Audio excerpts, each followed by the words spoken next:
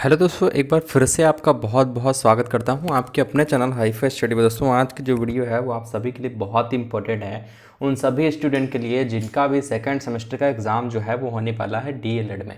ठीक है, और आज हम लोग लेकर के आए हम लोग यहाँ पर आप सभी के लिए प्रारंभिक शिक्षा के नवीन प्रयास, जो कि आपके पेपर सेकेंड यानी एजुकेशन सेकेंड होता है, जो कि यहाँ पर इस वीडियो में हम लोग डिस्कस करने वाले हैं, बात करने वाले हैं मूल अधिकार फंडामेंटल राइट्स के बारे में। तो आपको पता है कि भारतीय संविधान में 6 मूल अधिकारों का उल्लेख किया गया है। कौन कौन से? पहला समानता का अधिकार है, तो समानता का अधिकार यानी राइट्स ऑफ इक्वलिटी, यानी अनुच्छेद 14 से लेकर के 18 तक जितने भी हमारे हैं वो राइट्स ऑफ इक्वलिटी के अंतर्गत आते हैं, यानी समानता के अधिकार के अंतर्गत आते हैं।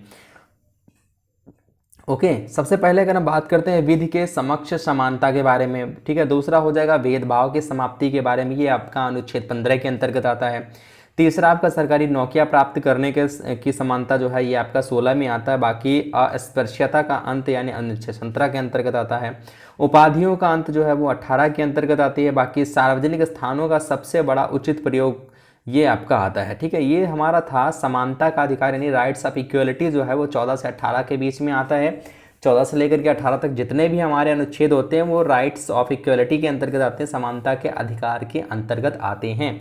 ओके दूसरा जो आपका आता है वो आता है स्वतंत्रता का अधिकार यानी राइट्स ऑफ फ्रीडम, जिससे हम स्वतंत्रता का अधिकार जो होता है वो हमारा 19 से लेकर के 22 तक होता है। ठीक है ना, बेसिकली हमारा सबसे इंपॉर्टेंट 20 और 21 होता है हमारा, या 21 और 22 जो होता है सबसे इंपॉर्टेंट होता है। चलिए जानते हैं, सबसे पहला हो जाएगा हमारा इसके अंतर्गत क्या होता है, यानी हमको किस चीज़ का फ्रीडम जो है वो अधिकार प्राप्त है, फ्रीडम प्राप्त है। ठीक है ना, तो सबसे पहला हमें ये प्राप्त है कि भाषा तथा अभिव्यक्ति की हमें स्वतंत्रता है। ठीक है, दूसरा शांतिपूर्वक बिना अस्त्र शस्त्र के सभी सभा करने की भी स्वतंत्रता है। बाकी समुदाय अथवा संघ बनाने की भी स्वतंत्रता है।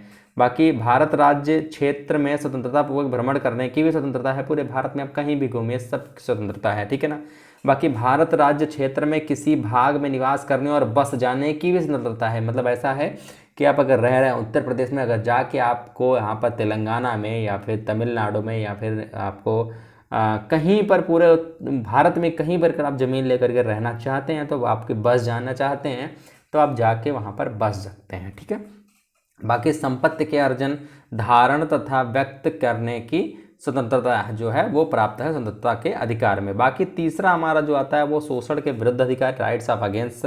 ठीक है ना, यानी अनुच्छेद 24 से लेकर के 24 से 24 तक, यानी 24 में ही है ये चीज़ क्या है, बेगार एवं बलपूर्वक कराए गए श्रम का अंत करना है।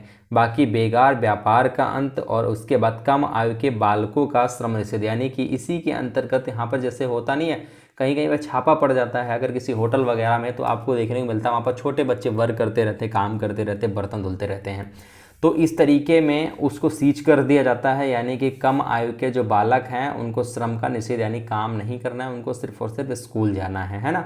अगर कोई ऐसा करते पाया जाता है तो उस होटल वाले के विरुद्ध या फिर किसी के भी विरुद्ध कड़ी से कड़ी कार्रवाई जो है वो की जाती है।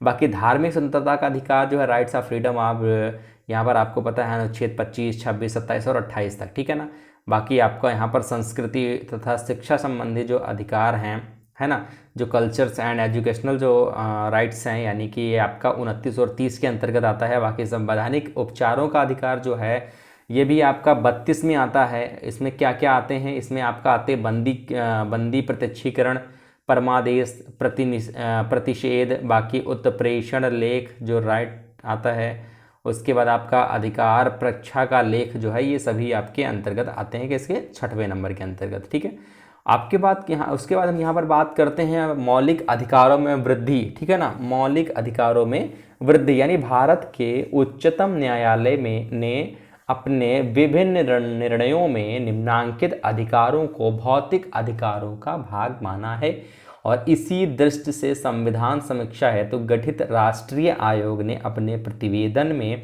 अनुशासित किया है कि निम्नांकित अधिकारों को मौलिक अधिकारों के अध्याय में शामिल किया जाना चाहिए। पहला प्रेस की स्वतंत्रता, दूसरा सूचना पाने की स्वतंत्रता, तीसरा यहाँ पर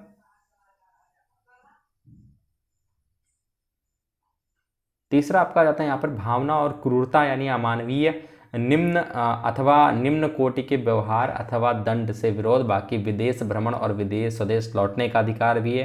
कहीं पर आप जाते हैं टूरिस्ट वगैरह टूर करने के लिए तो आपको वापस लौटने का भी अधिकार है। बाकी एकांतता का अधिकार भी है और 14 वर्ष की आयु तक निःशुल्क प्रारंभिक शिक्षा का भी अधिकार है। बाकी स्वच्छ और स्वास्थ्यपूर्वक पर्यावरण का अधिकार है। बाकी न्यायालय तक जाने का अधिकार है। विभिन्न सहायक का अधिकार, विभिन्न सहायता का अधिकार भी है, ठीक है ना। बाकी बात करते हैं हम लोग यहाँ पर कि मूल कर्तव्य फंडामेंटल्स के बारे में यानी रूट्स के बारे में, ठीक है। और उसके बाद यहाँ पर आता है, पहला आता है हमारा यहाँ पर कि संविधान का पालन करें और उसके आदेशों, संस्थाओं, राष्ट्रध्वज और राष्ट्रगान का भी आदर करना है आपको।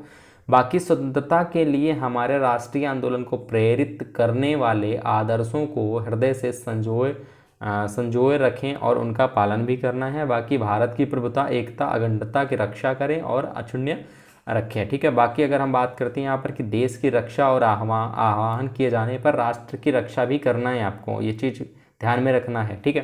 5वां नंबर यहाँ पर आता है कि भारत के सभी लोग से समरसता और समान भ्रातृत्व की भावना का निर्माण करें, जो धर्म, भाषा और देश या वर्ग पर आधारित तथा सभी भेदभावों से परे हो। ऐसी प्रथाओं का त्याग करें जो स्त्रियों के सम्मान के विरुद्ध है। बाकी हमारी भारतीय संस्कृति की गौरवशाली परंपरा का महत्व समझें और उसका परीक्षण भी करें। बाकी वैज्ञानिक दृष्टिकोण से मानववाद और ज्ञानार्जन तथा सुधार की भावना का विकास करना है। ये कुछ आपके पॉइंट जो है आपको दिए गए हैं। बाकी आपका जो नेक्स्ट आता है वो बाल अधिकार जो है वो आता है अनुच्छेद 51 ए, जे और के अंतर्गत, ठीक है ना। अगर इसमें से आप पूछा जाता है तो अगर आप 4 से 5 लिख देते हो छोटे छोटे पॉइंट, जैसे 9वां नंबर पॉइंट आपका छोटा सा पॉइंट है, ये जल्दी आ जाएगा, जैसे सार्वजनिक संपत्ति को सुरक्षित रखें और हिंसा से दूर रहें, ठीक है। तो अगर आप मूल कर्तव्य आपका लिखने को आता है तो मूल कर्तव्य में आप मान के चलिए 5 से 6 अगर पॉइंट आप लिख देते हो तो आपका अगर 2 नंबर का पूछा जाता है तो भैया 2 नंबर जो है वो आपको दिए जाएंगे, ठीक है ना। तो आई होप आपको वीडियो पसंद आया होगा। इसकी PDF आप लोग टेलीग्राम से ले लेना, टेलीग्राम का लिंक आप डिस्क्रिप्शन बॉक्स में मिल जाएगा या फिर आप डायरेक्टली जाकर सर्च कर सकते हो हाई फाई स्टडी 94, ठीक है ना। मिलेंगे नेक्स्ट वीडियो के साथ। जय हिंद, वंदे मातरम।